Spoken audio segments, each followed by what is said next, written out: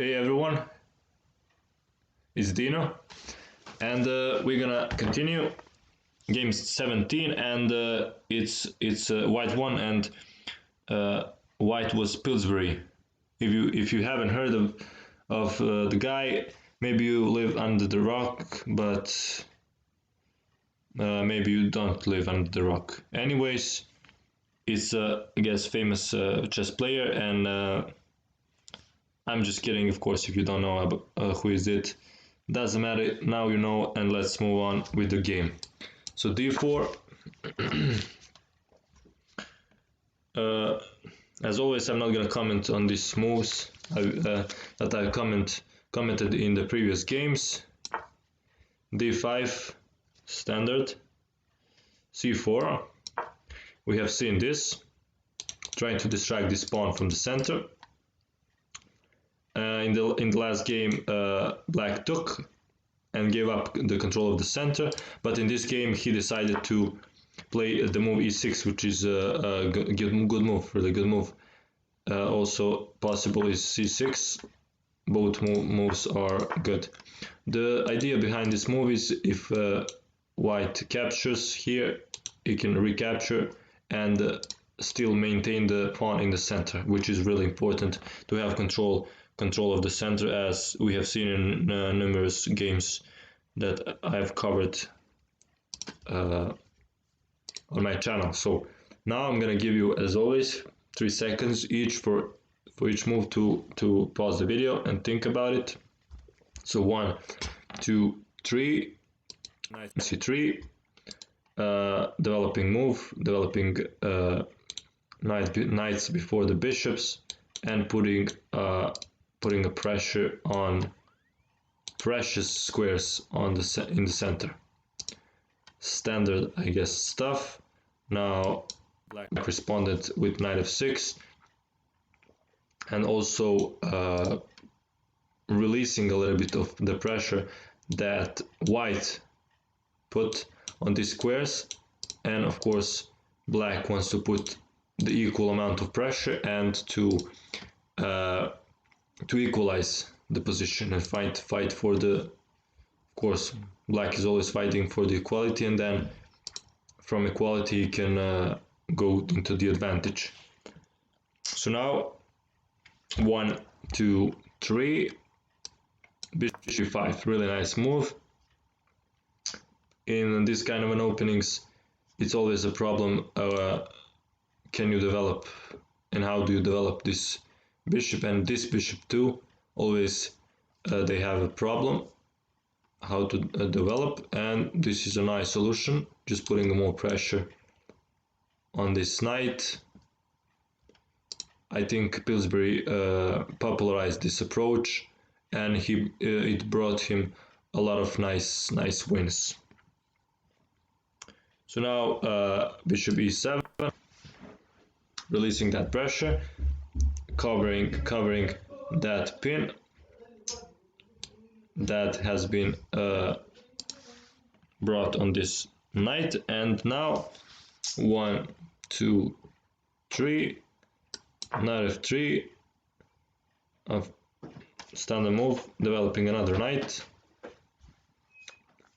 Nothing special to say about this move.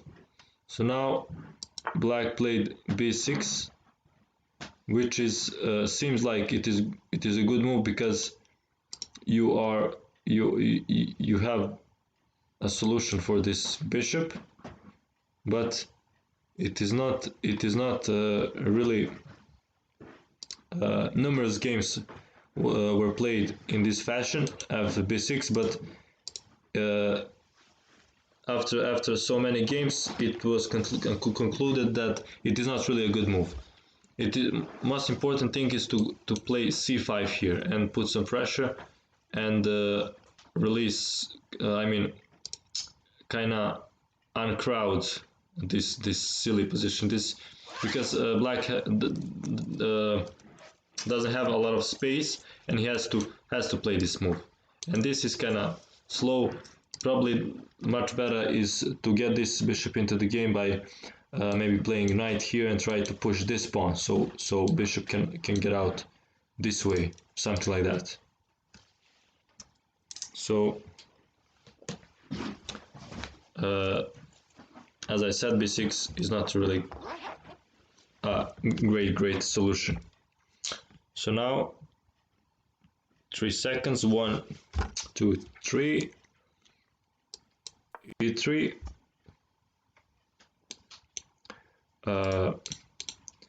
preparing to get this bishop into the game. And now bishop b7. Of course, after b6, bishop b7 has to occur, I guess. So now, how do you continue?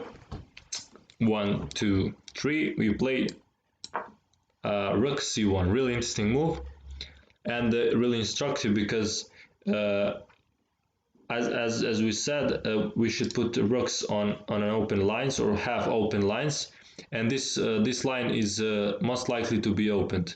So we are putting the rook.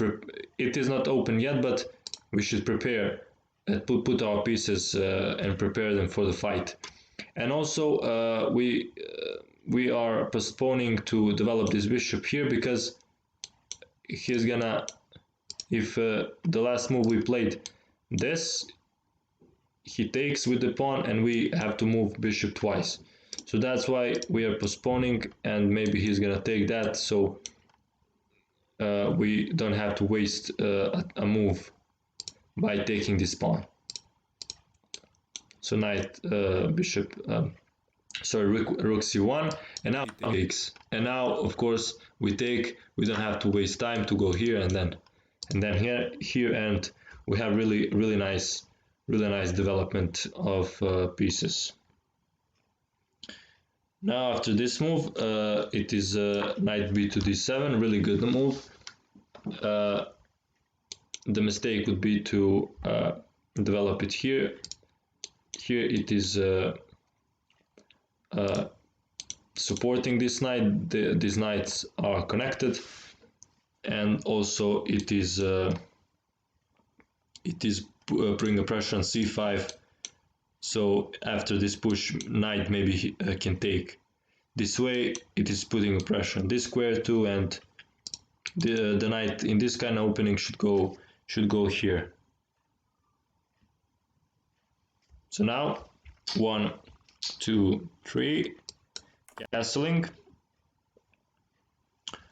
Obviously white needs to develop to finish developing, and it's a good move, of course. And now black castles too. So now how do we proceed? 1, 2, 3. Queen e2, really nice move, developing the last piece into the game, and putting this queen is best developed on c2 or e2, where on c2 is putting a pressure on the c file and putting a pressure on the center, and from here also it is putting a pressure on the center. But in this case we cannot play queen c2 because it's gonna take here and mess up our pawn structure around the king. We don't want that, so instead we play queen here. After that move, knight b d5, trying to exchange some pieces and kind of release some pressure, or just put some trying to I guess free his cramped position. His position is really cramped. These pieces are kind of not really good placed. Not they do not have a lot of freedom like white pieces have. So by exchanging one piece or two, black is going to free up his pieces a little bit. So here, what do we do? 1, 2, 3. We take, and and why do we take? Because alternative was maybe to play here. There wasn't better alternative he's gonna take. There wasn't really. We can play here, but probably the only move. There's not simply there is no better alternative. So now how do we what do we do here in this situation? Really interesting instructive moment. Think a little bit longer. 1, 2, 3. We take with the knight, and you'll see why we take. 1, 2, 3. Because of this move, and we are trying to we're trying to prevent black from playing c5 and free up his position. Now this pawn is becoming a target, and it's gonna be really hard for black. He should have played it much before, and now he's gonna suffer because of this c pawn. Of course, why you cannot push c5? Because we're gonna take, and then take. As simple as that. So now that's why and also this pawn is attacked. That's why he plays queen d6, protecting this pawn. And now what do we do? 1, 2, 3, c2. Really nice, good move, doubling up rooks on this really weak pawn. So we basically we saw what the weakness is, and we are trying to just to remove it to put more pressure on that weakness, and that way we're gonna win the game. Really simple. Now after that, black played c6, trying to remove this bishop. And where do we go? 1, 2, 3. We go to d3. This is really interesting because I thought maybe it was better to keep the pressure here, but after this kind of moves, he's gonna go with the knight here, and then if he goes here, it's gonna be harder for us to take advantage of this c pawn. So instead we go here, and now he plays knight f6, and this is probably a crucial mistake because he's ignoring this weakness that he has. He should have gone for c5. He had the opportunity here, but he just ignored it, and after this move is gonna be much harder for him to defend this. So now how do we respond? 1, 2, 3. We bring another rook into the game. Logical consequence. Logical set of moves. And now rook a to c8, trying to defend this. And now really instructive move. 1, 2, 3. Bishop a6. You see, it's gonna be really hard for us to take this pawn because it is protected by this bishop, and we cannot take it with a rook because we are losing material. And what should we do? We should try to somehow remove this bishop, and that's what we are doing after this move. Really good. Now black took here. There was a really better alternative, and we of course take.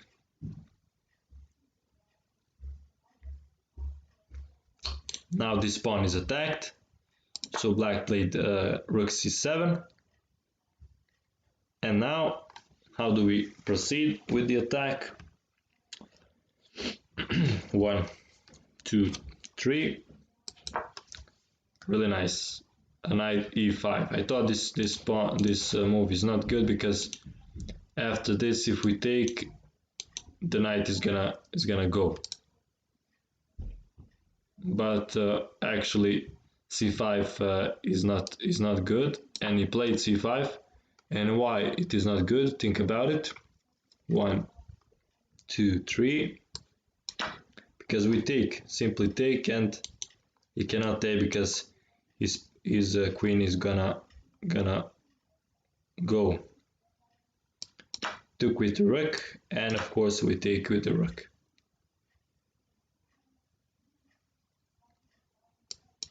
He tries a knight d7, attacking both pieces at the same time, and this seemed like a good move, because if we take here, probably is gonna just take, and it is not clear. Yes, we have pawn up, but it is not so simple to win. And instead, what do we do? 1, 2, 3. We first attack him.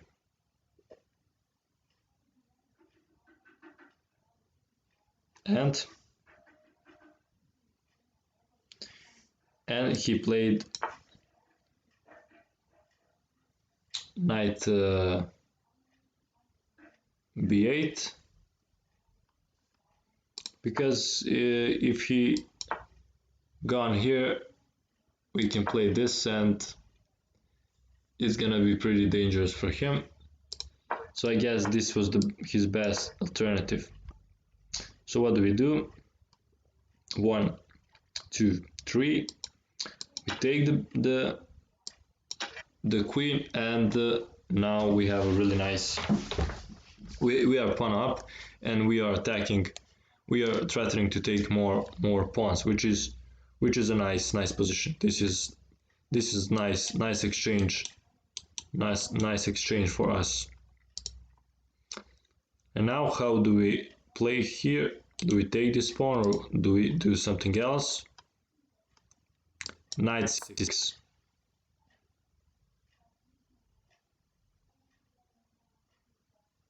This is a really good move because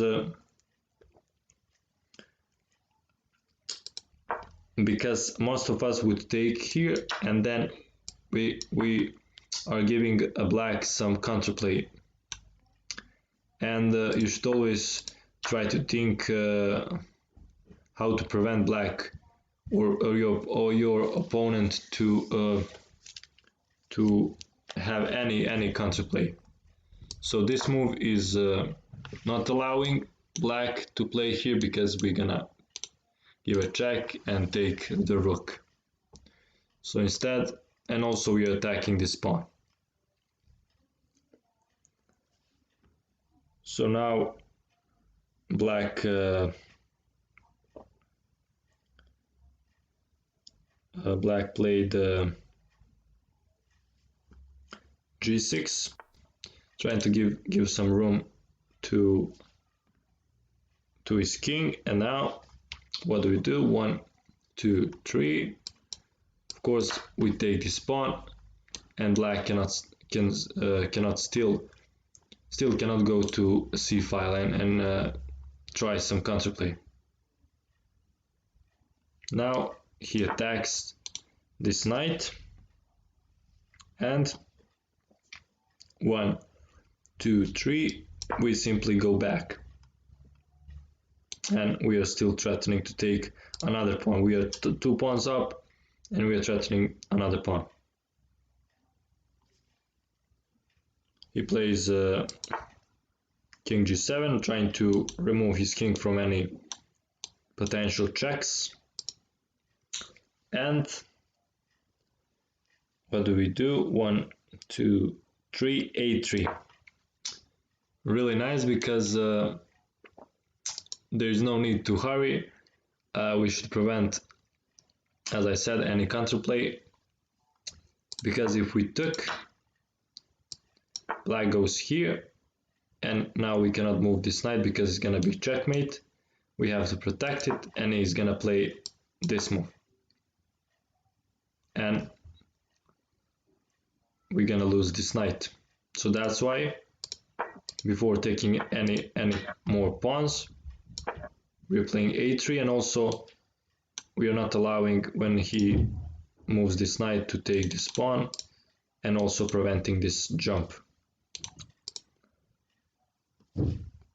Now black played queen c8, rook c8, and we play 1, 2, 3, g4. And now we can move this knight because we can go with the king here. It is not bad to move the pawns in front of the king in the endgame, because there is no threat for a checkmate or something.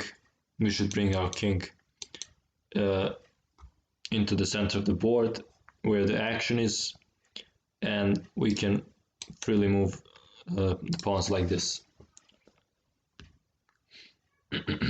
Now black played queen c7, knight c7, trying to protect this pawn, and we play 1,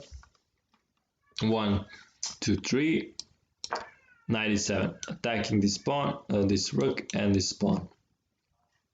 Now rook plays, I think, rook b8, trying to protect this pawn. And what do? We play rook d7. Pillsbury decided to play this move, but if you thought that this move was right, it is good as well. But Pillsbury decided to go with this approach and put his rook on the 7th rank, which is which is really good. Also, if we have a rook at the 7th rank, many players said that it is like you have your pawn up or something like that. So now knight e6, and 1, 2, 3, we take another pawn. So we are 3 pawns up, and it's just a matter of time. We should try to just not make any major mistakes, and we are gonna win this game. So now rook c8, trying for some counterplay. He's not trying to protect any other pawns because it is of not use. The only chance is to try for some counterplay, and he's trying that. And how do we respond? 1, 2, 3, we just take another pawn.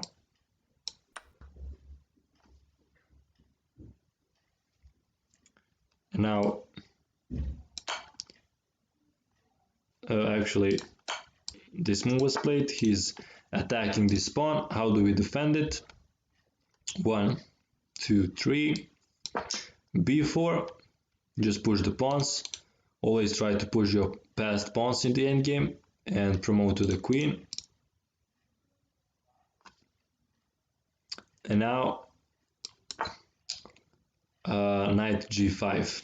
This is really interesting game because the black is threatening, maybe after this move he can take here, and also he's threatening from here to take this pawn. So should we take that into account? What should we do? Is there anything for black here? 1, 2, 3, 8, 4.